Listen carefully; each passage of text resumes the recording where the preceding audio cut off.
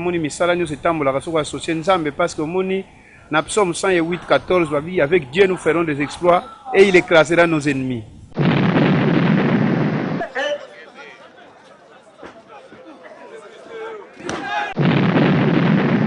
La carrière n'a pas continué, n'a pas continué au PESA d'entraînement, n'a pas formé les jeunes.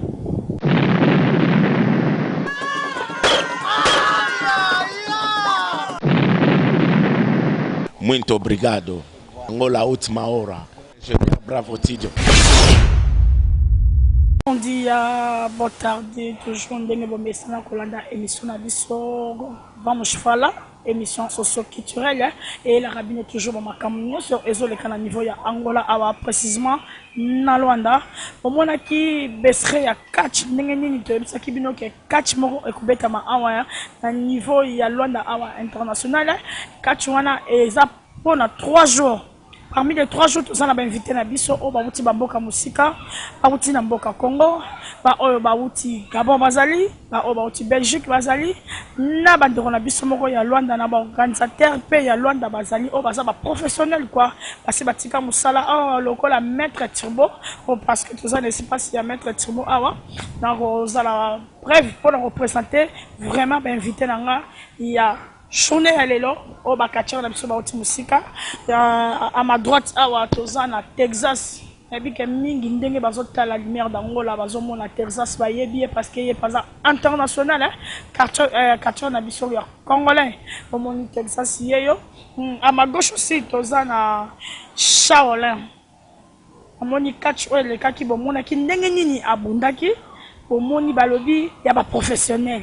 Abundi ya ba professionnel tozana Shaolin ya uti Belgique na sima nanga awa tozana Chama na droite nanga na sima tozana maître Chama qui est le fondateur donc fondateur pe oyo akotisi catch na niveau ya Luanda awa pona Angola boye ba catch et continue Angola c'est grâce à papa na biso Chama azaye moko te tozana maître Fantomas qui est derrière moi. Ne pas mon na maître Fantomas à la titre monière assistant Maya Chichi atike la biso tous appelle na maître Milimo maître Milimo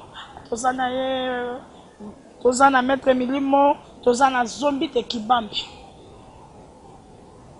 yabi ke combat zombie na bandaku elekeli bino pour ba démonstration salaki mais non du jamais vu mais tozana support en personne awa toko solo na ye à propos ba makamu nyonso asaki na kati ya liboso na kati ya mibale vraiment image ezaki te mais aussi à rebalancer toujours ba image na ye ya kati ya deuxième journée parce que le la troisième journée toko boromona ndenge nini finale koleka sombi de kibambi a rosala parce que maître Chama bango basana bango ba robunda te bazaka ba papa bayena ba Fantomas pour bazaba parmi ba organisateur ya catch oyo ba invité na biso toko solo la mingi na banana na Texas waza pembe nanga.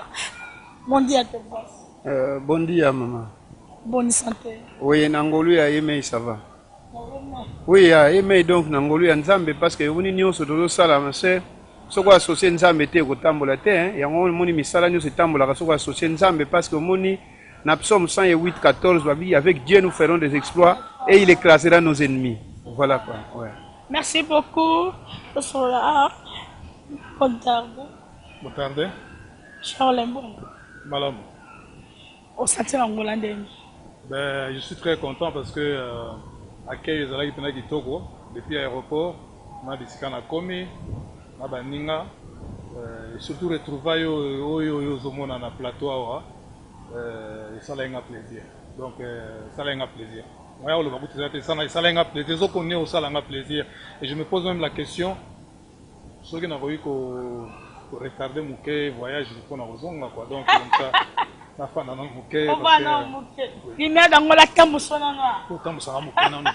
non, c'est vraiment un plaisir quoi. C'est un plaisir. Oui.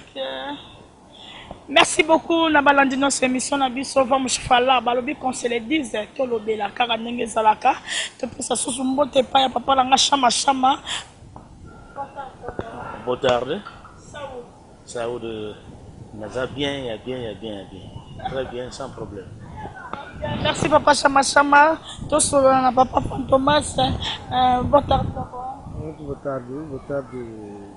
Então, o público que não está a seguir esses programas, estamos aqui para apoiar o CAT. O CAT é uma atividade que nós todos iniciamos quando tivemos crianças, agora estamos a crescer, estamos a sempre estar a seguir essa modalidade. E estamos também, quer dizer, estamos alegres porque nossos amigos, nossos colegas que saíram do outro lado estão aqui conosco. Então, e que estão aqui conosco. Também é uma alegria grande. Estamos aqui a conviver com eles. Ok, obrigado. Eu sou a Zombique de Kabambi. Bom Yeah, Humboldt Fiote. Yeah, Kimi Apenza Ezali, ma VP Mambotti. Il y a même Arabi, c'est toujours dans la langue qui Congo, lumière dans la peine de mon sambo, c'est difficile pour moi. Il faut comprendre toujours, il faut la bande à coyer, la balangue, au zombie, il y a attaqué dans ma casse, mais on a zappé dans la vous en mettre millimètres, Boa tarde, sim. Ça vous A saúde está conosco, graças a Deus. Ok. Merci beaucoup, tu solo la penza, tu abandonnes na papa la biso Texas, tu abandonnes Roberto ma solo muke à propos la carrière à Texas, papa carrière est ce qui est merci beaucoup maman. Omoni tout ça va catcher mais solo qui avant ça la catch pour ça dans d'abord lutte, dans ça la lutte gréco-romaine, puis libre olympique et pas il y a entraîneur Ndonda di Poumanoir, donc papa na biso no moni papa baza na sima, donc ensemble na papa na biso wana oyo apesanga lutte entraîneur Pouma na club Kamikaze, mais sport nanga na sala liboso ezalaki karaté pas maître John Massiste, puis na yeko sala self défense to jiu-jitsu parce que ndenge naza boye na pesaka entraînement na mboka na République démocratique du Congo, donc j'entraîne des policiers et des militaires qui apprennent des techniques de combat sans armes. Lelo Nozali, leader et catch classique sans fétiche à caractère philanthropique, tout socio-humanitaire, ne balobaka esprit sain dans un corps sain. Parce que Kalatang wa Zahir, Babana Obenga Biso, na entraîneur Shaolé, le deux grands techniciens du catch zaïrois. Donc voilà, na catch wana, catch club inter-africa, et puis après, na ekopé sa connotation mongo philanthropique, tout socio-humanitaire, na catch nangai, oyoka ke mwimba tegza ke na bunda na kata prison centrale à Makala, en faveur des prisonniers, mais nous avons beaucoup de pain, nous avons mis sac à l'osso, sac à sucre, puis nous avons 1000 pains. Et pas il y a des prisonniers, nous avons un camp militaire, nous avons blessés, puis amputés de guerre. Donc même en faveur des déplacés de guerre. Donc nous avons même pour l'élargissement complexe scolaire Saint-Jean-Baptiste, nous avons mis 30 sacs à ciment pour nous bango.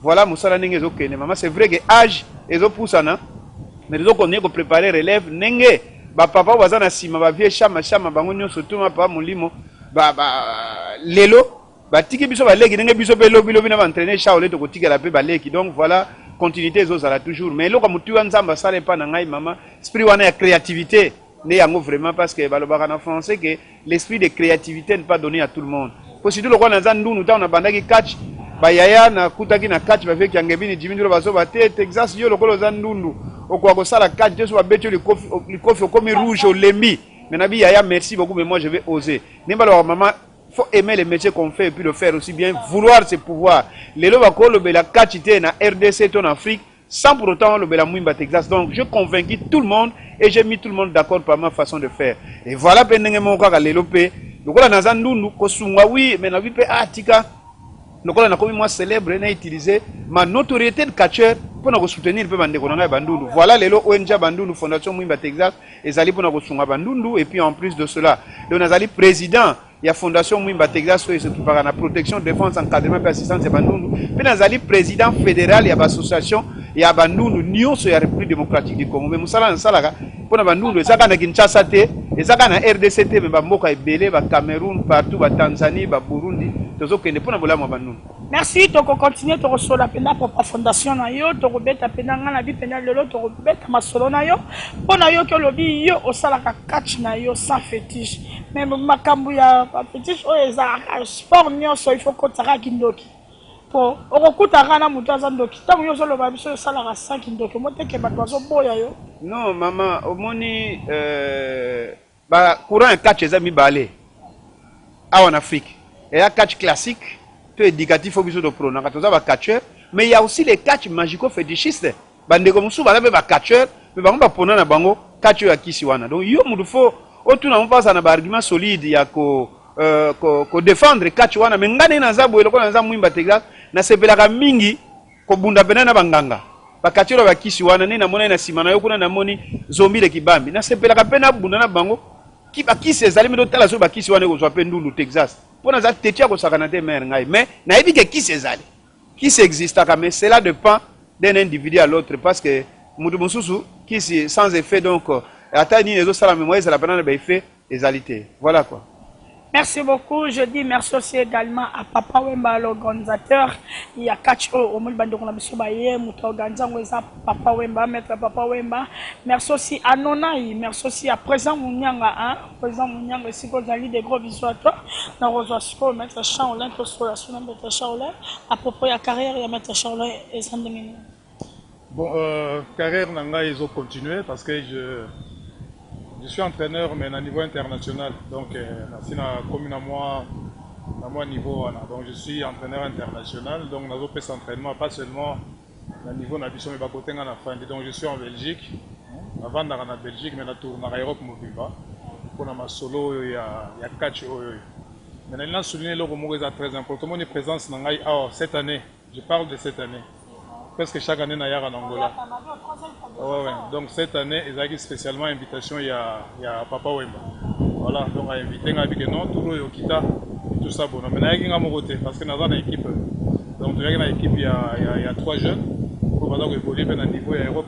Donc je vais dire Maurice Loma. Oui, Bakacheur. Donc Maurice Loma, Pamphile du Congo, et Samson Samagura. Il y a une invitation, on a dit que Texas était. Il y a une Texas, est-ce qu'il y a moyen de moi tour, en Angola, terrain net en fait. Donc il y a une présence il y a Texas. Donc carrière nous continué, nous continué au faire entraînement, nous avons formé des jeunes et de temps en temps, ceux qui ont le plaisir, nous avons tatami, pour nous faire la compétition de mon 2 jours, j'avais du plaisir. Ouais, j'avais du plaisir à Rosala Yango, voilà quoi. Donc, carrière des autres. Entraînement, Pessaraka, que ça la catch, entraînement, soutien. Non, dans la Bastille et Belé. Puis, le temple de Shaolin, c'est depuis, allez, depuis Kinshasa. Batubaye Belingaï, tant que Shaolin, c'est un nom un peu japonais qui est collé, allez, ils ont presque approximatif dans le karaté. C'est-à-dire qu'il y a un karaté, ça la judo, ça jiu-jitsu, mix fighting, ainsi de suite. Donc je suis entraîneur pour tout ça. Donc l'image au Sanango, il y a un rôle là qui ça parce que moi je suis l'ingatan au Zoloba. Peut-être la image les gars pour batoyer baguer l'autre tel. Donc on a quoi entraîner la catch. Mais ce qu'on a moi possibilité de Robin Sangayo, hein, lumière de quoi? La lumière de Luanda. Ceux qui veulent Robin Sangana ma solo mususu. Il y a ma sport musonga dans Zanango. Je pense que et vous allez bienvenue d'ailleurs. On a voyé qu'il y a un projet où ils accoutent dans poto parce que tant au présent les gars qui je vais parler de ça. Je suis pas politicien, Bolim Sangai, mais tant au présent Lorenzo c'est ça. Tant les gars qui à l'obaki ba ouverture mo il faut ezala air mo bo na niveau il y a sport pe. Donc ça dit ba ton soir ko kitana ba stage mo ba yo beta ngo kotoyo. Ba ba longo ba mati ba stage mo kuna ba ko sala ba stage kuna parce que to rose na complexité. Au moni tant to koma ina poto maman ngapi na mana omona ke na kena poto. Mes premiers combats on a salaki contre un professionnel. Donc ngam na lagi na top na combat ona pour na relaxer ke athlète mingi bomona na awao. Faut pas les sous-estimer. C'est des gens qui ont du niveau, mais le problème, c'est l'organisation qui ne suit pas. Alors, tant que le président a fait ça qui discours wana ngabia c'est photo fongola makambo na ndenge mususu yanga no montant to penser la papa boy mageno kita les présents sa biso to ye a pona ba donc carrière sportive en tout cas ils ont continué dans très bien. Donc on a dans sur tatami hein dans sur tapis donc on a donc on est dans tina de ceux qui n'a eu plaisir en tout cas dans matana ring voilà quoi. Pas souvenir à malamu nini au penda catch tango tali et pesio en tant que Shaolin parce que au banda parce que ata congolais aïe en tant que congolais n'habite oya en tant que belge ou bien congolais. Non, on a changé de nationalité, on a changé de nationalité. Je n'ai pas besoin de ça. Mais maman, on y parce que les belé même na babilo musu kuno on a musu au matin ba championnat moko boye tina ba niveau moko boye. Na soko ba tourner ba bien ce que aux européens, on a ba 4 journalistes. Ça m'est arrivé plusieurs fois na ba championnat moko boye. Matiti va niveau moro comme la demi-finale mais non mais messieurs, vous avez vous êtes quoi? Vous êtes européen ou tout ça? Tant que non, je suis là plus dans mon passeport congolais. Bakatio, batwaye batuna race. Yo comment ici tel était na niveau na yo. Lelo foye bango na émission na bino na livre ngo foye barake. Bikambo ya kokanga keno nazali congolais. Tant muso ebloka biso quelque part. Yango to senga ka sikoyo na niveau pe ya mboka ya biso yango. Pendant que biso to ça la fierté ya mboka. Je ne suis pas entraîneur de noir là-bas, maman. Parce que tu as le bandé, moi, je suis entraîneur de congolais. Peut-être que ça y est, en Europe, tout n'a pas parce que je suis le baraté. Donc, voilà, le niveau est allé où on a. Mais, le niveau est Mboka. Quand je parle du Congo, je peux parler de l'Angola, c'est la même chose. Donc, au moins, moi, forme en négligence, c'est ça. Oui, outil les bandes, ils ont la valeur. Moi, ils ont la kati. C'est la valeur. Alors, bilo, on a ça, ngata on atala ngo sala nga mama alors que biso kuna na bamboka na tozali wana mama na koye biso koza no sokoza congolaise ou yoza angolaise ko yebaka kumta fani pembe na yo apesa ka valeur na boso wana je suis respecté na ba niveau moko boy tiango na mutu na yo voilà quoi. Merci, on a tenu ba souvenir ni na malamu au catch et pesio parce que comment on a boy tu confirmes quelque chose et on a le base. Comment on commis entraîneur au Congolais école il y a eu ou bien aux gens à Simamoto. Dans un pas école. Pas école. Parce que temple les gens a 6 disciplines. La temple que c'est parce que na yoga qui tout ça le temple là hein. Na ouais mutu wa beta sur la temple là. Na ouais mutu wa beta sur la temple là. La plus d'un temple. Alors il compoté. Hein? Ma temple c'est télé. Oui, abisso.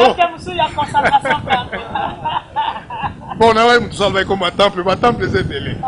Oui, abisso on appelle ça la 6 disciplines. Donc, dans une école est télé. Tout pour nous, je ne suis pas compris ça dans l'entraînement. Et voilà quoi. Ma souvenir, on a vu que le voit, c'est un sport. Catch en fait. Moi, on a linga catch mingi. Na sali ba sport belé. Mais, oyo catch pesinga ba sport wana mse pesinga ngo belé. Donc, pas les pesinga muke, mais catch pesinga vraiment belé opportunité mingi. Donc, maman, pour souvenir na mona rango ya kitoko, je suis respecté. Là, c'est un fan du courant en Europe. Je suis parmi les sportifs les plus respectés. Il y a la communauté congolaise. Ah, c'est Shaolin, oui. Ah, monsieur Shaolin. Mundele sera bien, monsieur, c'est-à-dire que valeur est alliée. C'est très important pour nous Oyebake. Souvenir aux autres, maman. En tout cas, nous avons souvenir, il y a niveau, il y a marque. Je suis respecté. Et en respect, en même temps, et je crois que mon respect est respect et Zaliga. Donc, tant que nous avons ça, c'est Shaolin. Donc, quand je suis je peux déplacer la Kekuna, je vais me déplacer la Kekuna. C'est la professionnalisme. Vous avez un professionnel. Ngana yeba kite makoyo kakara yozo bunda likolo beto monyango o démontrer bisongo image pena ezali to pe mise muketo solano na mente macha make a se déplacer muke bon tozo zombi de kibambi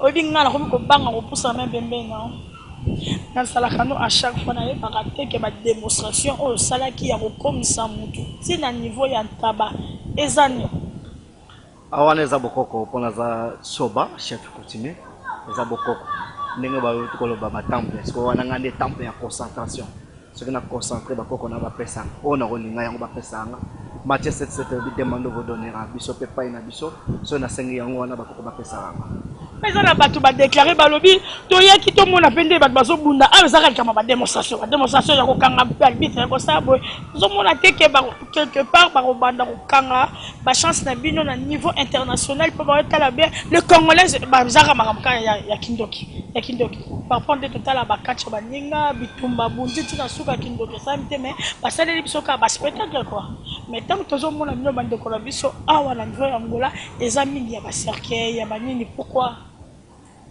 yango nalobi ntango nakomisi moto taba nazongisi ye bomoi azongi moto coach Shaolin atie batombene wana ya mabe wana ebuki moto loboko moto aza na nsima tisiko aza na nsima sikoyo ye nanga na aza malamu mpo nga nakomisi moto taba nazongisi ye me ye abuki moto loboko moto abuka ye loboko ti lelo moyo azobunda susu te eza mabe makasi donc biso nde bokoko yango wana eza bitumba soki esprit eye nabunda bongo bakoko na bapesi na kobunda soki mpe esprit ye nabunda na technique na obunda naza complet na technique naza complet na bokoko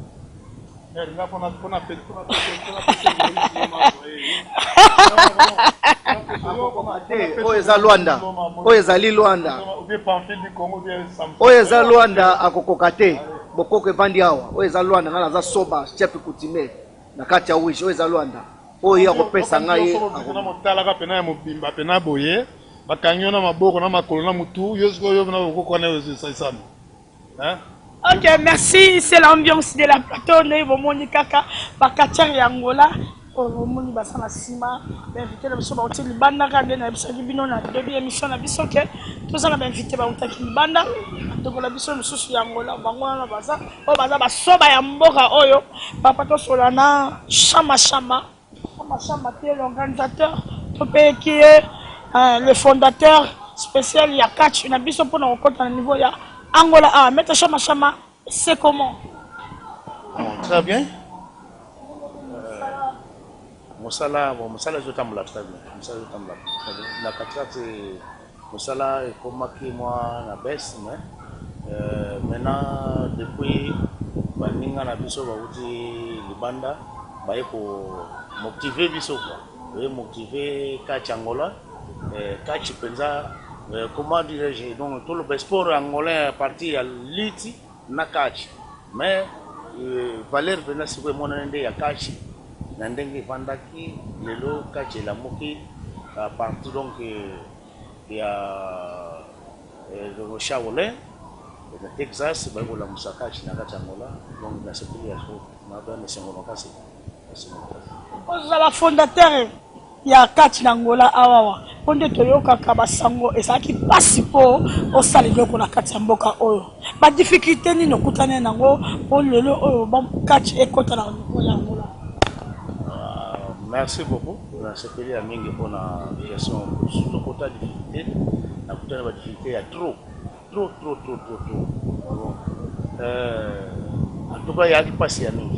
On a 4 fois. On a tant on a batammo ko non ce qui va moi bino le rôle à ponga na banda marche depuis kin ti na Angola marche on a do tambola na nzela bozo mona ke non mais full wana zo na nzela wana koma yali agression moko koma mais les va comprendre que est sportif en tout cas le sport de vendre très bien difficulté pendant les kita calme. Merci beaucoup, papa Pampaka. Et ça, la rabino passe si vous colis, vous vendez bien vos talibans, vos colis, si na katami, bazo bunda, vous vendez pour colis. Moi, ceci, on est arrêté. Na souci pensate, na souci que pour na souci que pour zale esengo na ngai, pour ngai na zale ki moke, na bokola, lelo na boti, bana oso ba boti, ba koko. On a ça na plaisir ya makasi na la question est allée kamonde ya sport donc on a gagné 5 mois makasi. Merci beaucoup à l'obéazaka toujours na sengo makasi parce que aboti bana bakoli kaka ndenge ezalaka papa ifatigue pe bana ba savourer ba koko pe ba botami. Merci beaucoup na Maître Chama tozwa pe Fantomas azana biso awa papa Fantomas.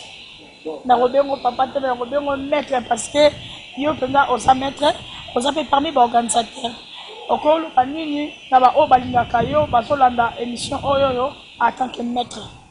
Ok, ezabo ya moni catch eza sport moko o pesa mutu temps moni temps comme na 80 ans ko bunda catch eza te biso to tiki catch te même chama za so kombeza ko bunda to yo yebi kitatala kikoko za laxini biso dans batata bakoko te nzote olemba mais so yo tiki ngo lemba mais so ko sala toujours ba entraînement esprit peut vezali chaole azawara ye passé à colit atiki biso pe doit entraîner biso to uta kisasa ngala za moko ba bato ba kofu na tela tout va changer biso va na bedingo ba selemani awo ngala yao ngala kamata catch na wambo so catch kina na wambo ngam entraînement ngo na wambo ko comprendre to za ba organisateur ya catch to zalia to zo luka eloko ko ezwa niveau Mon ndenge to sepeli ndenge boninga na biso Shaolin ali en Texas. Mon ba pesi biso bazo biso plaisir, bazo motiver biso. C'est-à-dire moko so ne olingo lemba, pona ko da soko kombeza so na se préparer na obunda. Na za comme préparation. Vous comprenez? Donc catch eza loko na biso. To na ngo awa e uti na kisa se catch na mboka o. Parce que faut niveau. Faut qu'on catcher za pe mutu mwa za na valeur. Vous comprenez? To lingeza na valeur omoni catcher ya na catcher valeur. Ndenge bazo ba bazo respecter Shaolin ali bazo respecter na poto na niveau na pona catch. Biso tuko na na ngola bazo respecter biso na catch pour la. Ça problème il y a fédération, tout ça problème il y a considération. Mais fédération bana ba sala la fédération. Tout surtout bana na C. Avant club ça il faut ba athlète bazal. Avant association seulement il faut ba club ça. Avant nani fédération ça faut ba association ça. Alors valeur est tout bana. Pas ba athlète. Les fédérations peut ça valeur na ba athlète, ba athlète va peut ça valeur na fédération. Vous comprenez? Donc faut monter belo on des alliés balingi donc faut ko yekola. Ko tala o muninga ba osala na musika, ni bo yekoli yango, bo sali yango. So comprendre to zana ngo yango wana. Donc photo ça to bon c'est loko oyo ezwa valeur. Valeur ça veut dire biso mo na notomi pesa valeur. Donc quand tu as un niveau ba nini. Donc ça likambo ba eza équipe. L'équipe est belée. Vous comprenez? Quand tu as une équipe mon côté, tu as une équipe est belée. Mais tu as un temps où tu as la biso nyo sur la sélection, tu as bonina ba tu as banda. Tu as quoi tu as allé la première de gauche va venir les alliés ba pète. Au moins tu vas pète mais ce qui est commis sélection neni parlant en nègre et que le coup na ba léopard ba nenge pesa na catch. Tu comprends? Alors base nango tu as 50 biso ndé. Vous comprenez? Maintenant, bon, c'est équipe la bango. Parce que la moussa, tout ça, la moussa, là, on côté la moutouté. Les gars, mettez ça en concurrence. Oh, concurrence loyale et banageno. Bateau, bazan a posé la salle. Non, pas. Bateau, baoyo que l'engimi y a bitumba là, biso monde bazolo bagay na okanga mutala ka na mutala we. Teza bato na bazolo bablo quoi. Vous comprenez? Ba biso bodon na yebi makamamo bana. Ko biso bana sala so bana za ba 15 ans na sala sport. Vous comprenez? Na za entraîner na la sabe ba. Na yebi makambo ta ba tsona kisa ba moni na yebi mettre fantôme sina ba brevet ça to pe ba sentir ça mais brevet na zanga moyo ba ba yebi ba mona to ba mona te ba ya na brevet yo ko ya na brevet ba mona ngote pa sur lango resani né biso ba donc ba tout l'empaka ba mona peleve vous comprenez biso ba te va expliquer te biso sala ni ba moni pour to ça donc to yebi makambo technique ya catch vous comprenez so na matalika catch tout o ne ko yo la nga na usalela vous comprenez. Donc, pour moi, les artistes de tout ça, et là, vous avez mon nez, bisous sur valeur. Sur les autres qui bisous sur les autres qui ne disent ça, au monde abisso, quand même, au monde abisso, ma or qui te bien, tout ça va être danger de bouger dans le stade, où on va 20 000 bannis, va être plein. Vous comprenez, 1 million de. Vous comprenez, bâton dit, mais si vous voulez, vous avez 30 personnes, 20 personnes, ils ont bien. Vous comprenez. Donc, il faut tout ça l'effort et le recours. Vous comprenez. Mais comment comprendre que au présent ils arrêtent toujours pas. Ok, nous continuons toujours notre interview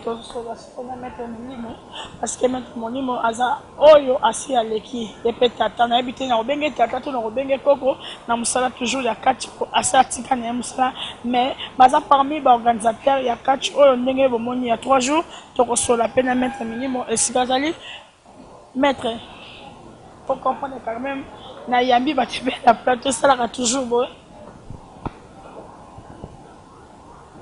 Ok, maître minimo tengi penda to so to no par rapport à carrière na yo quand na micho ba ko mi fatigué na éviter fatigué par rapport à quoi na ebisonga ça fatigué oh ya yo maître minimo ko mi fatigué bon moi tazo bunda lisusu ta sa ko mi fatigué oh batara kache ça ba mikolo za ba mikete nga za fatigué te.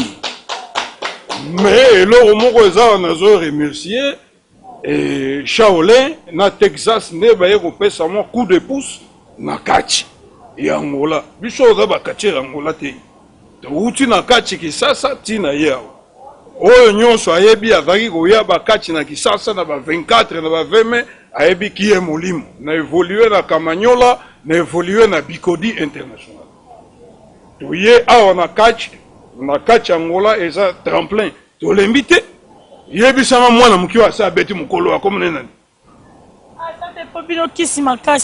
Ngama makisi na yebi yango te. Nga soki na koti na bakisi no na becho brick na bimi na kei na za na posa kisi te. Oyo na kisi etali ye nga soki na ye na bundi je détruis je rentre.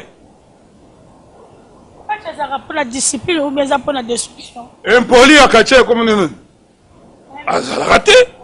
Eza bitumba, eza musique te, eza pièce à théâtre te, eza église te, eza bitumba. Soko ye obundi yo se préparer soko kokite babuki yo. Organisation n'engezo le ka kachango lolo journée à Souka, au moins il soki ndenge nini. Bon. Parce que les gens na point oui, comme je le disais tout à l'heure, na remercier Shaolin, na maître Texas, ne baye ko pesa coup de pouce, ba pesa essence na kacha kachi po kache zaki ya kolala awa na mola. C'est ainsi, biso ba mikolo, on est du domaine, on ne pouvait pas rester indifférent, il fallait to ya ba mona présence na biso pour na relaxer bango que on est du domaine, on est ensemble avec eux. Donc en quelque sorte c'est ça.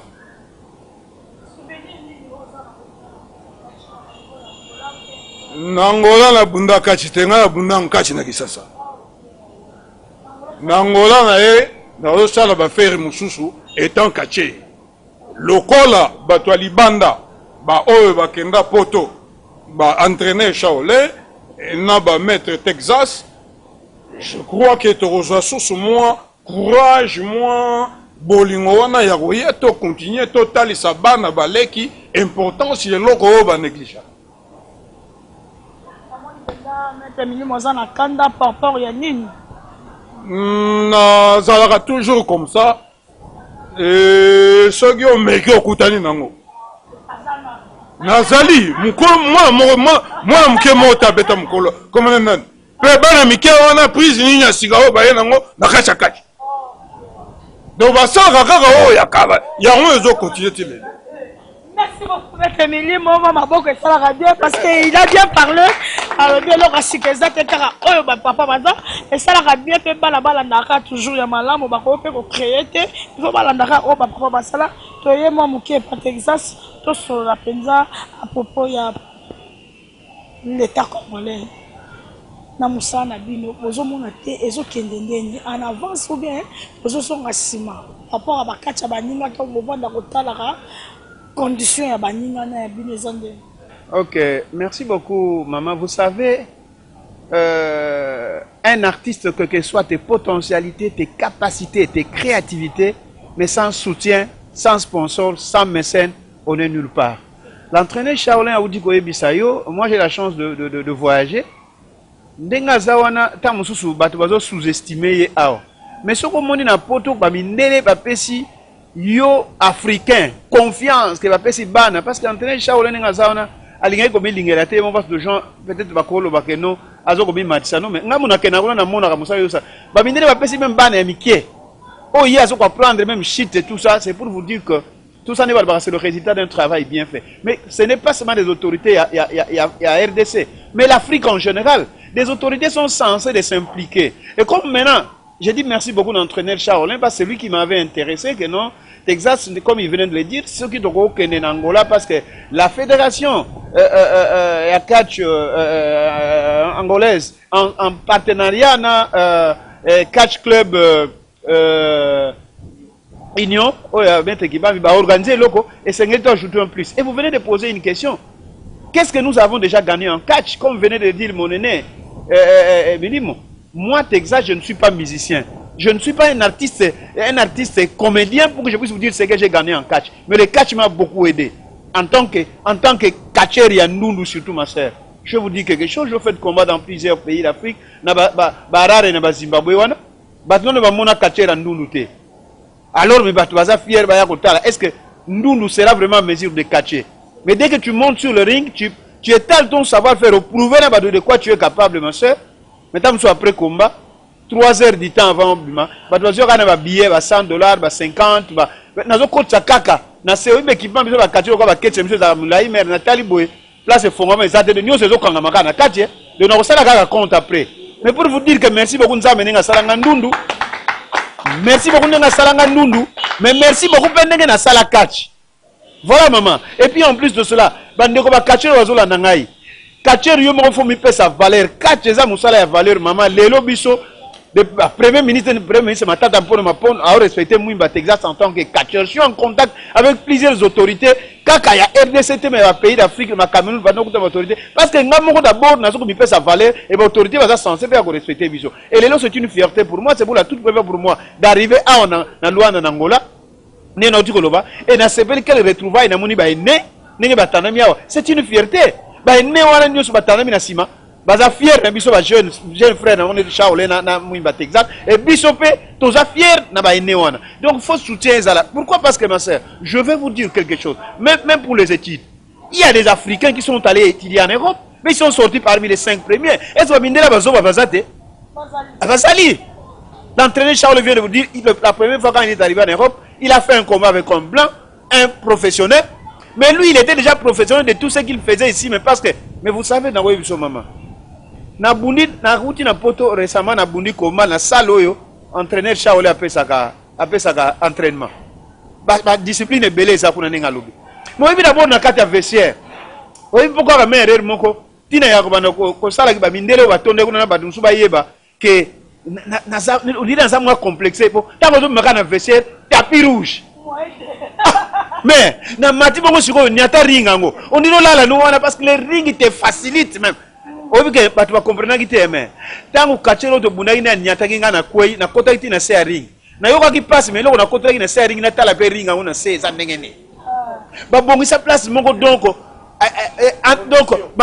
mafuta ikitaka donc au moni ndenge na mamituka batiaka mafuta pona graissage et bon on a corde soko sa erreur boy ka mutu na corde mama azozongela yo siko luka brise no kitoko sala pour être batu ba sepela. Alors voilà mes conditions wana nyoso tout mais ngana bundaki pe na poto na présence entraîneur Shaolé na bakabo akabo na bundi na catcheur moko Adonis premier en tant que nous nous avons ko minimiser nga mais entraîneur pe Shaolé zo pesa juba conseil na ba Shaolé tout ça. Mais quand on a mati na ring maman, quand on a gagné Adonis premier, on a eu micro na mino. Désormais à partir d'aujourd'hui, Kachero Robben a reçu Adonis premier, à quoi peut-être Adonis 30e parce qu'il est passé sous mon rouleau compresseur. Donc nous nous avons ici les clés boana nous doit gagner. Donc voilà mais pour le baquet que cause à l'Africain ton ni ça les bateaux bois complexe na mai pour et ça les camarades linga musala pour prouver na bateau mais il faut que des autorités africaines ba ko accompagner biso ko soutenir biso pour être musala ngwe keneli liboso. Merci beaucoup, Texas. Est-ce que tu as sur la mouquet à propos il y a fondation qui est toujours malade. Maman, il y a que eloko nyonso fondation ou onja bandu fondation Mwimba Texas c'est ici 20 ans. Vous voyez que l'orchestre mususu inane kaka mais association membre inane mais na ici 20 ans. 20 ans on est lingolo ba teke ne ko ici 20 ans que Mwimba Texas est très puissant non, que Mwimba Texas est très fort non. C'est parce que c'est la bénédiction divine. Nous amène nous appelle ça les kantiango. Moi je suis pas quinois mais moi je suis montane monderi, je suis né au village.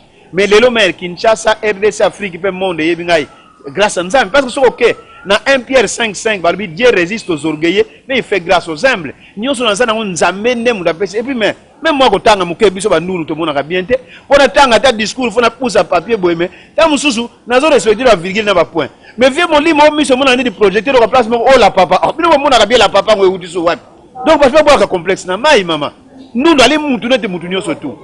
Voilà, yango wana mero monique lelo ba nundu ba zu valeur na RDC grâce à Mwimba Texas na bato comme benga ngai Mandela ya bandundu. Donc je valorise les aliments et puis nyonso wana ta na baneme makama bandundu ngo oui bandundu bazo yo likanisi wana yo zu eza bien te. Poso que ndundu kula zo tambola yemo ko zo ko attirer attention parce que yo sangisa bandundu ebele mais bato baza bandundu ba ko se wiki na bangi saki bango biki na za catcheur. Ndundu ko mega susu na ko kange klebo a ko zo tombe babanga ki mama tala lelo ne bandundu bazo valeur yango wana musala nazo sa ezo limite ezo suka kaka na RDCT. Ndenge sikawa na ye na Luanda awa. Combat pe nazo bunda lelo mais avant combat na ko benga entraîneur Shaolé na ko benga ba yaya obaza awa to mata na bango na ring po ete ndambo ba produit oyo na memi ba crème solaire na kabolela ngo pe bande ko bandunu ngai na lubi ko kabola gratuitement. Voilà pourquoi nazo senga na bande ko obazo la ngai des gens qui sont sensibles à la cause des albinos à cause de bandunu même en Luanda nous sommes tous des Africains pour soutenir pour sunga bandunu bande ko nanga maladie bo makabandunu mingi ezali cancer ya peau biso na Kinshasa trimestre moko de kunda ta musu 5 to 6 ndunu faut pas parents expliquer bino ndenge il faut protéger bandunu bana ya bandundu bandundu bango moko ndenge ni fo balatelaka ndundu tikaka babra kase tikaka banini po mère même yo nde namoni pembeni oyo mutu mosusu okanda mosusu soki ozwi oza na mobali ya ndundu bokobota mundele parce que déjà tentire no ezomona c'est comme si oza déjà mélanine eza bena mingi te pana yo donc oui donc voilà mère alors donc c'est pour vous dire que oyo tozosala mpona bolamu ya bandundu mais faut soutien ezala bato baza sensi awa na afrique tolingi tozala plus na baalbinophile que baalbinophobe baalbinophile bato balingi bandundu et les albinophobes ce sont des gens qui détestent les ndundu donc bato bazolanda ngai même na Luanda awa to partout boningi kokota en contact na ONG bandundu fondation Mouima parce que balobi na Ligue 638 donner il vous sera donné la main qui donne c'est cette main là qui est bénie et puis dans Proverbe 19-17 balobi était celui qui se soucie des pauvres ou de vulnérables prête à Dieu yango ngai Mouima texte j'aime tout prêter à Dieu na mon cœur pour soutenir les ndundu. Vous pouvez nous soutenir spirituellement, matériellement, moralement et financièrement. Donc voilà maman Moussala Odo Sala Pona Bolamu Yabandoun. Nembala Liboson Nyati Luanda Awa, Bandoun Bazo va produit gratuitement. Voilà maman. L'État Labiso Ngolé à Rolanda Biso comme président Labiso, son excellence, Jean Laurence Ozo Yokayo, fait un message clé pour pièce à Rolanda émission au Aromonango, Oyo Olingi Osana Bandundu à niveau Yangola. Son Excellence, avec tout le respect que je vous dois, je demandais aux autorités du pays ici, en Angola. Donc, nous avons besoin de soutien parce que mon souci, c'est des discrimination. Pour un alumnos, quand on l'appelle Ndundu, il se fâche. Mais non, parce que le Ndundu le plus fort et le plus technicien. Et aujourd'hui, ça n'engage que moi. Même le Ndundu le plus crédible de la République démocratique du Congo. Notre souci, c'est de sensibiliser des alumnos pour qu'ils puissent d'abord s'accepter et se faire accepter. Et nous faisons d'une pierre deux coups. Sensibiliser aussi des non-albinos. Parce qu'aujourd'hui, si nous parlons de discrimination criante, ce n'est pas entre nous les Ndundu. Ce sont des non-Ndundu qui disent oh non, Bandundu va s'arrêter. Ah, mais là, il y a un champion d'Afrique. Oh, Bandundu va s'arrêter. Dans Brazzaville, nous avons son excellence Thierry Mungala. Oh, Bandundu va collaborer. Oui, oh, Bandundu va collaborer. Toi, na Koko, na Kinshasa, Koko Maria Kogisi 100 ans. Nous sommes années où nous 30 ans à Doki, mais Koko Marie tellement à l'andi, bah conseil, nous surtout il est là, à vivre non. Donc, il faut continuer à sensibiliser. Parce que dans mon maman, pas difficulté, ça mingi, famille, mon couple, mon boti ndundu. Moi, c'est benga papa Texas. Banana boti les balles koufi. Mon balle a bengani moi, oh non, toi tu as eu des rapports sexuels avec un aliment. Quelle bassesse d'esprit. Et là, nous sommes en train d'être en contact avec la presse pour nous voir ça va tout. Ce qui va boti moi na ndundu. Yo papa ko condamner maman te, maman peut ko condamner papa te. Vous deux, vous avez ces gènes là d'albinisme, raison pour laquelle vous venez d'avoir un enfant albinos. Yo papa so ko bengani moi wana. Là où tu vas aller, il suffit que tu entres en contact avec une autre dame qui a aussi ces gènes là d'albinisme, vous aurez encore plus de chance à botter sous quoi moi na yandun. Donc yo nous sommes se protéger au qui va conseil. Oyo, wenja bandunu fondation ma tekla pesaka, mais donc mona ke ndundu soka leki kakawa, bandunu tout ata vendre na ban. Faut battre ah ndundo kitoko mais quand la peau commence à poser problème c'est dégueulasse pour muda tala yo nzoto nzo komba pa nzo le bakaono ah te bandundu kudu balinga bango te ngai chaque jour basi bachaka ngali toy chaque jour voilà maman donc bandundu bolongo la biloko na mutu ndundu so zolanda ngai oui bon parce que nazo battre la pe poso et puis nazo bisa na bandundu so bazolanda ngai bolongo la biloko na bandundu bazana chance belé tala. Rien de positif ne peut être obtenu sans sacrifice. Nous devons travailler pour comment est-il dans la société.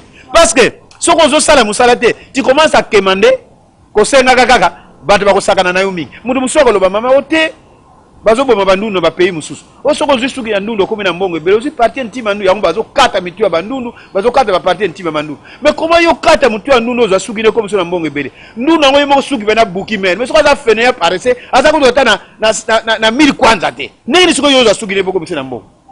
Voilà maman. Merci beaucoup le lopenda yo. Okobunda catch ba téléspectateur ba Rolanda catch na yo nini peno kolo ba la ba fan club o ba lingara yo okolo ba la bango nini pour la soirée lelo ba estimé nini to ba kanisa nini to obombeli bango nini o ezali surprise na catch lelo mais mena ebisio ba tout ba ebike na le ndundu le plus technicien Afrique donc yeba ke lelo ba to ba mona na zakana 280 sorties à tomber et na zakana 230 sorties à abandon ezala ba kotila nga ba féticheur ba technicien mère mais lelo mo ko mona que non nous nous avons fait solo avant de ça musala nae donc et là on a aussi un fanatique baya et belé pour na batala ndenge ni musala golekela voilà Merci beaucoup, merci cher internaute. Nous sommes arrivés vraiment à la fin de notre mission. Torosola Susuna et Moko Shaolin Aloba Suka par rapport à Katia Lelo Nengeni Ekoleka Nengeni la prise ni na bombeli biso à propos ya pour ceux qui t'habitent sur une émission mobile mandé to côté pendant jusqu'au profondeur mais to zuli koli koloka ndenge sala kaka yango Torosola na na pourquoi Lelo Ekoleka Nengeni. Oui, défi ezali parce que na monaki mwana oyo Shao apesi sous comme muso bakti showman lisusu babaki donc ba comme ça Shao le azozwa. Bon, ma permission ya nani na ebité. Ba comme ça Shao le azwili bo so ba akomi Shao to tiki kaka. Siko na yoki so babenge susu showman lisusu. Basenga la showman bandaka azwili lisusu. Dans la présentation qu'on a vu, directeur technique international Shaolin. On n'y est pas du micro, je vous parle en tant que directeur technique international. Donc, ma ramené surtout à Bisso Arozora. Alors, oui, mais bon, allez, c'est quoi, on est, donc on a sali défi. Mais le problème, c'est qu'on a été sur le lobby, hein. On a été sur le lobby. Lobby, n'a pas été pour nous, on a été sur le lobby, parce que na moni, maman, moi, collègue, na bilamba lobby. On passe sur un t-shirt, il peut me tenter simbate. En fait, on nous rappelle que moi, éducation, moi, ça la peine à battre. Moi je suis monté sur le ring pour le catch. C'est lui qui a accepté de monter sur le ring en tant que catcheur, mais face à la catch. Mais oui, Salema qui wana na moni moi si à mobali wana parce que moi bazaki KO. Akainga na bilamba, asimia bilamba tangu molai. Aucun catcheur azalaki pembeni wapo bazaki musika, mutanzaki concentré na combat na Yolanda. Na teleminga, sikona sala nini. Na longola loboka moi si wana alingo non maman tika na no masolo zo simboyo. Mais ya simbi kaka.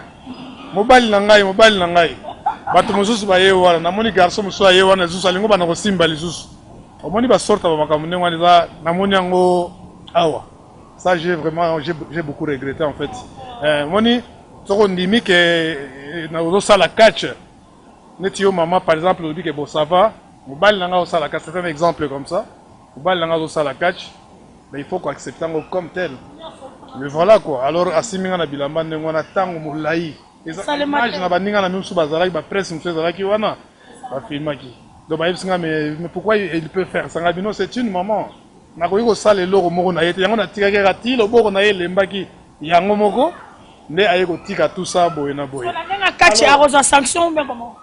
ça ne dépend que des autorités qui sont là bango baza kokamba ba nini ba jeune wana bango bato ba kokamba vous comprendre lelo oyo et comment s'appelle encore Shao. Donc voilà, ça là qui défie Moko, tout ça, tout maintenant il est collé ring. Mais je préfère que moi, sinon, yate. Parce que l'histoire va se répéter. Là, on a aussi les mangambaseo, on a. Si moi, c'est moi, il collé un awa. Si moi, on collé un éviter ceux qui ont tombé dans la pantalon. Voilà, donc voilà, ça va se passer vraiment comme ça. Le bas esprit est à bien. En fait, l'esprit est qui t'a moqué. Mais là, là, il y a un mingi, na acte salemagi lobby. Donc, et puis c'est un mouton à ma baie en fait. te présenter toujours Besquiz na biso Olympisi toujours parce que ye a outil libanda a invité na biso babiloko mususu il faut bozaka na ba respect nango oyo baza ba maman ya ba catcheur oyo nyoso bika bimaka mobile na za catcheur il faut un peu de respect parce que eza musala mobile pour sport nyoso ezalaka makam nango ezala bénéfice ben inconvénient ezalaka toujours un peu du respect toujours pour baza ba invité na biso eza soni pour na biso ba noir pe soni pour na biso ba africain to rejoindre papa mon niveau pour un backsal Cameroun très important aussi. Omoni toza na stade wana babengi Divina babengi stade wana ko komba mwana na ngai ya mibale.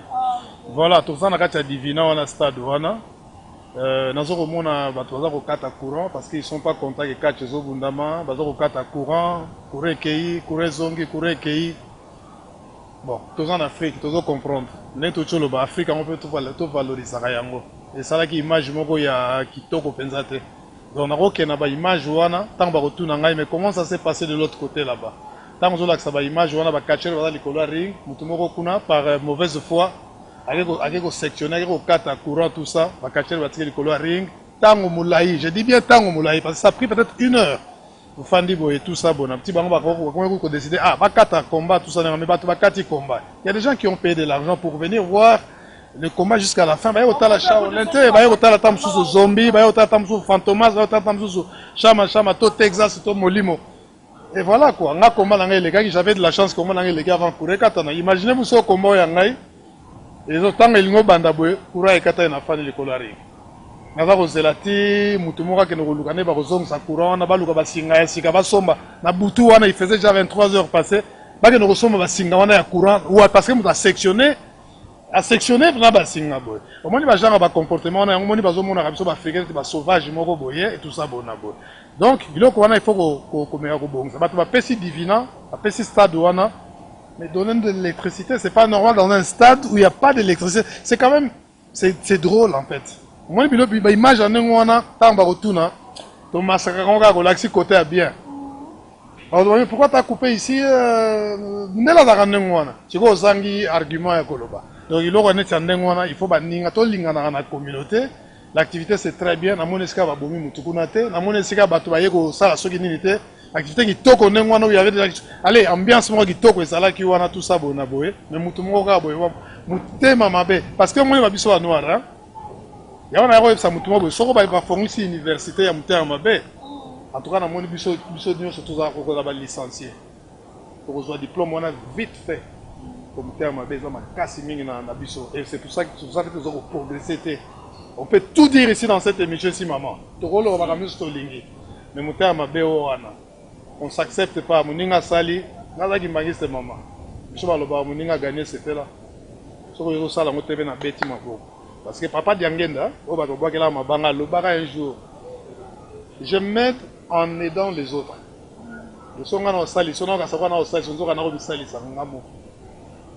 C'est ça la vie en fait. Donc surtout lingani, les talents sont là, mais na poto, j'étais considéré comme un athlète à Kinshasa. Aïe, mais le combat on a na sala na poto, je vous parle 2000 na komi, c'est le meilleur combat de la seconde contre un professionnel. Deboul, Sorotali, na groupe sa comme on appelle sur Orotala et c'est quoi ça grand champion na Londres, champion Angleterre. Il y a un adversaire dans là. Mais tant que Kenda qui wana kuna, to sali combat, tant à l'oroti motalaka. Tokiti, alors on peut ça moto et tout ça boy na boy. C'est-à-dire que valeur est allée. Mais on a mon jeune et belé, on a comme on a bangoné sur la moutouté. Pas jeune et belé, pas au bundaka chouana. Mais j'ai la liste, on a point TP hein. Ah ça c'est bon, c'est bon, c'est bon, c'est bon. Même bango ba petit chéro. Parce que ba lingi na bango makamu na bango wana ya ceux qui zombie ceux qui nini. Soka linga bunda na mona ki. Soka linga at kamata makamu azolo makama temple ceux qui zombie wana tia pembeni. Ako bundaka chango de A à Z. Mais il y a poni que non, quand tu as Z, madame n'a associé. Donc les talents sont là. Donc voilà, et là on va prendre l'organisation à l'élo. S'il y a moyen de bien organiser ça, on va conduire la Bazali. S'il y a moyen de faire mieux que ça, bah ça allez, sécurité est bien, les invités sont là. Les gars, parce que nous avons les cas c'est très dangereux. Au moins, lobby aux alliés maman. Et donc on a Zoloba, au moins nos enfants par exemple, bien, bien. Je prends un exemple, un exemple concret pour toi, Yaka, bien, bien comme ça, c'est pas grave, bien, voilà. Au moins, on va 20 ans, allez 20 ans, voilà. Au moins, on a mon et là on a ça qui lobby na comment parce que on a besoin qui moi kanda muke c'est comme moi nous azol les gars on est azol les gars du bosso mais pendant qu'azol les gars il y a qui action il y a combat na bois qui catcher il pèse peut-être 92 kg 92 kg on va dire caméraman a boire la caméra et que comme makamususu na minute wana c'est ça pourquoi parce que moi nous avons traversé pour les galibosa ba tu boyete a les galiboso ya tatamite. Donc cette sécurité-là, il faut ezalaka na babiloko ya ndengwana et ce n'est pas seulement les organisateurs mais aussi la biloko ya ndengwana. Ba yo kotinda ceux qui c'est pas mal la police ou tout ce que vous voulez, ceux qui bato basalaka ba encadre parce que chez nous ça se passe comme ça. Parce que nga bato ozamu talboso te olo bango remarque wana mutu nyoso apesi yango mbala ya sima to robongisa susu lelo pe tobi ke to robongisa moi ba erreur wana mike parce que ngana bi na organisation to pe organisateur ba tara bala basité ba tie bala basi to ba organiser ba za comme ba anani aussi ba benga ba banana protocole. Est-ce que moi si pendant la nenga ba mibali basé bela ko kokate dans la solo la kinana ni ba ko bomsa pendant côté wana. Merci maître Shaolin parce que son atie na moi ba kande zo matana ko ko banga nanga. Boko pa kande se matie son bite kibambi. Tant bozo ko ba remarque abo en tant que ba tongo la Luanda ni no koloba. Oui, tant que tu as remarqué que ça a implicité sur la mémoire, pour nous s'y mettre au Tikala, tout s'est rangé, pour la deuxième fois, erreur, on a exalté. Alors, tu as remarqué pour le président de Catch Club Union, le fondateur Papa Wemba. Alors, on a dit que ça a été erreur, mais le cas de démarrage des actions, tu continues l'action jusqu'à la fin, après tu as bien été rangé. Mais le cas de malade, on a le baraka, on a limité. Champion Texas Saouti Kisasa a gagné. On dit champion Saouti Belgique a gagné. Donc Luanda ko beta bango nyonso. Na ba championné aye na bango lobisoki banani ba ko beta ma donc mutoke na victoire aux alaté. Wala ba na siro so même take na victoire bongo Alexandre micro au défendre. Na ko défendre. Merci. Merci beaucoup. Il y a tous les papa un mot de la fin. Kolo banini mo ba mo na ba oh non so ba kozala. Merci. Nasengi Kagande, fanatique et belé pour le dernier jour. Dernier jour, il y a compétition. Il y a le lot. Il y a 3 jours, le lot. Il y a le dernier jour. Alors, je sais que belé pour voir là. Le combat et voler na tango. Pour écouter, tu vas la sentir. Tu vas la sentir, 3 sentir. Il y a 3 mètres champ. Il y a mis balai, voilà. Mis balai, on va courir là, yango. Angola na poto. Alors, Belgique, France. Alors, boya et belé pour voir au tala, nam ta aux sentir. Est-ce que tu tika na Angola ou au Kenya? Mais ngande na domo alwa tu tika na. Tu tika na. Na domo tu tika na. Bon, moi là, on mingi makambo na te. Na on makambo et la ksike. Na ninga organisation zali. Tout ça c'est organisation et kola, to évoluer. Le kola turoye azo bunana ba leki. Kwa azo bunana mikolo te. Azo chaba mutu makasi ba kivantare po azo. Mais ngana azo lo ba ki boza ba leki. Mais boza ba leki. Na mayele boza ba leki. Expérience contre la makambo nyoso. Na makambo nyoso. Okobeta nga me na experience nga nazala ngo okokate. Ponga nazala mai nango nazo kota ne bino. Yo ko lobela ngate ofana nie. Bana nie sila micro ya pana yo. O nga nazo ba ye sa pana nga. Vanda azobuna na baleki bana ko bakoko. Babuna na bakoko. Babuna na bakache. Azobuna na bakoko na biso. So nene zaboye. Ozo comprendre. Tozo tam seroya. Organisation seroya.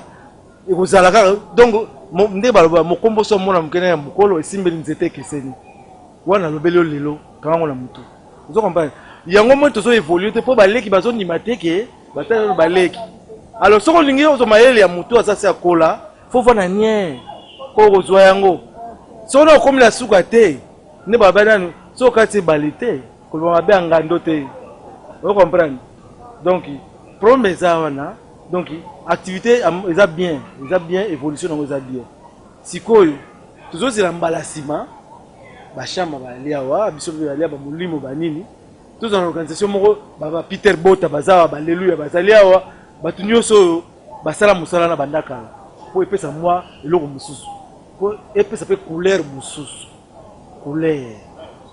Ça va, merci. L'obéli couleur ou l'obéli ce qui va m'arranger. Mais c'est comme ça que vous allez au couleur, parce que la couleur elle est là déjà. Ah oui, hein. C'est comme ça que vous allez donc au couleur, parce que nous on est là déjà.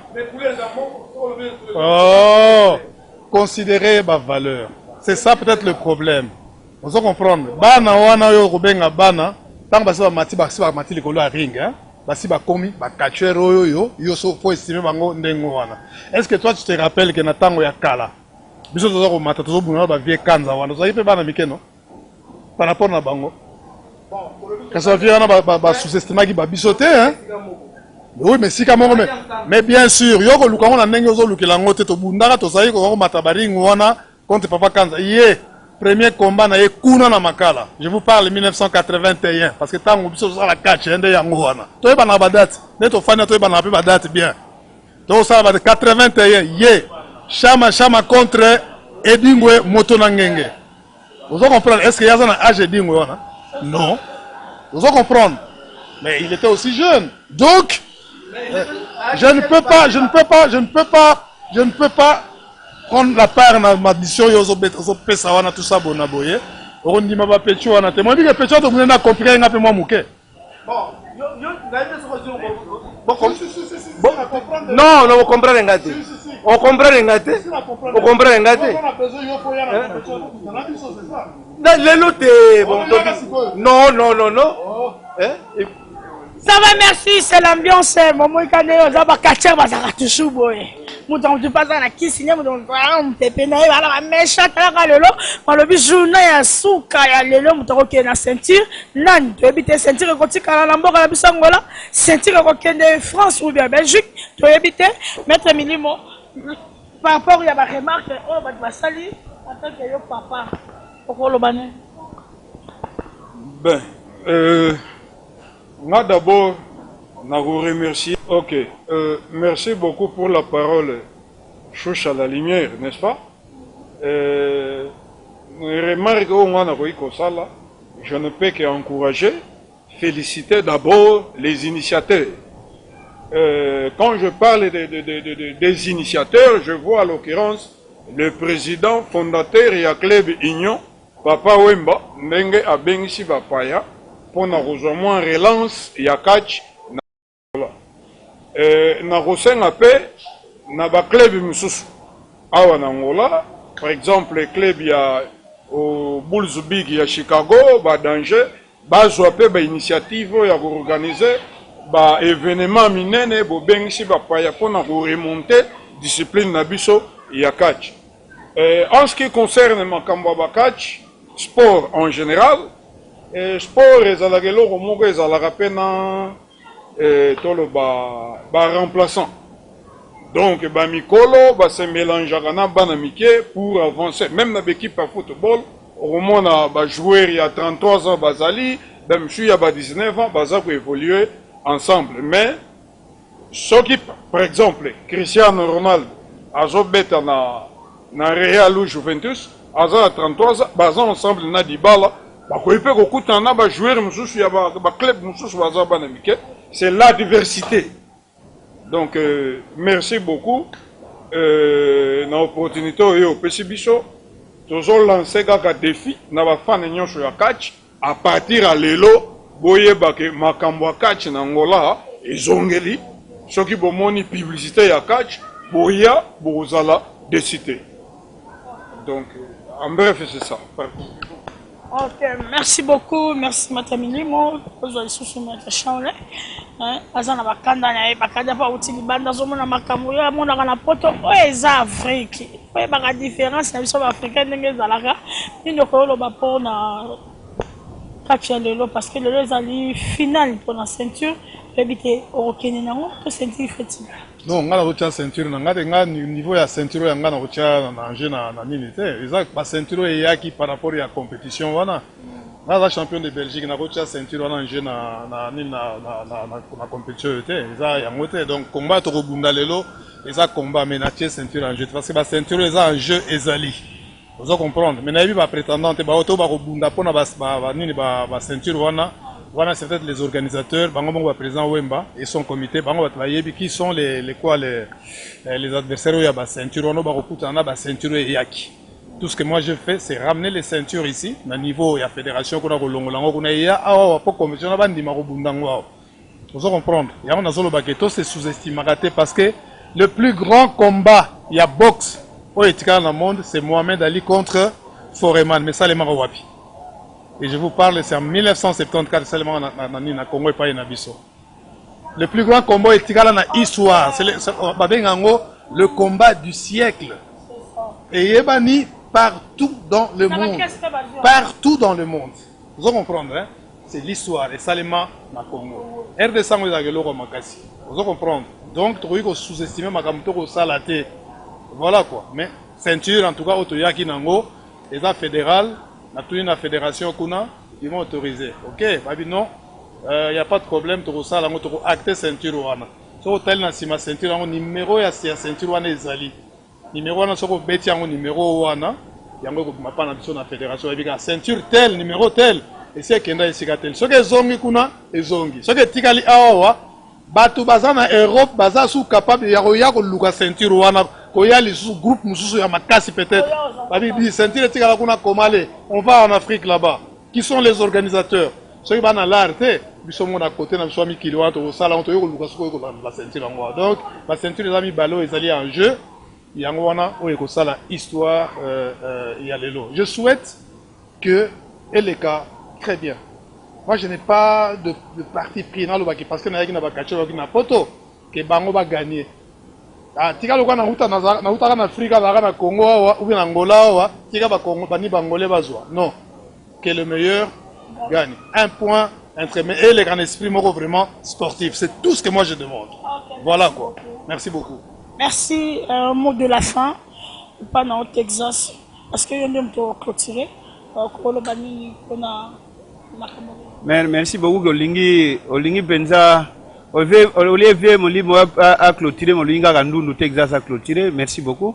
Donc je crois qu'on a aussi c'est quoi? Parce que maman, depuis très longtemps, Batumingi, image de catcheurs en particulier ou des pratiquants des arts martiaux, ce sont des voyous, des brigands, des délinquants, des gens qui ont raté la vie. Il faut pas l'ongola et l'okwana na mitu na bango. Parce que biso catch et ça gagne peine à biso. Parce que même les ministres, maman, même ici en Angola, en Luanda, chaque ministre a un niveau na yé. N'est pas peine à catcheur. Donc, ils ont musala option de zoper sa valeur. Donc, à catcheur, balinga musala on peut sa valeur pour musala soki o lingi yango nego futa yope. Donc voilà place na ko suka menaza na sengoming parce que première fois na komi na Luanda et puis à Kay avec vraiment chaleureux si tu na moni ba yaya et oh na mona ba vie chama ça fait plusieurs années bango nyo surtout lelo to kutani na bango vraiment na sepeli mingi même na moni ba ndeko na ngai ki bambia parce que oyebi ba lobaka un adversaire n'est pas un ennemi hein. Okoza boza leki na kulu boza ka sport moko mais jour musube boza ba catcher bim ba lepe sponsor a mona pas organiser combat pour na bino. Donc vous bundi mais après vous pouvez vous dire bonjour mais muto mtabiki ndeko wana na technique boy azaka makasi ndeko wana pona ko komisa ba dosoki ba magoro dosoki ba ntabaza be makasi donc voilà quoi. Merci beaucoup. Ok, merci beaucoup. Je dis encore également merci à président Mounianga, merci à Maître Turbo, merci aussi à Papa Nanga Wemba et à Maître Chano aussi Rosalie parce que Rosalie Kabartien Kratcher. Merci d'avoir honneur sur ma émission Nanga émission toujours na Angola Ultima émission Moko. Merci aussi à toi Boss Trido Trido Babi Onde Makambo partout dans le monde du Poto Kenya Chabani Record Kaskito Moto Pamba Temvama merci na ba Didi Kinouane, Babi retour avec force. Didi Kinouane, merci à toi. Ciao, c'est la République.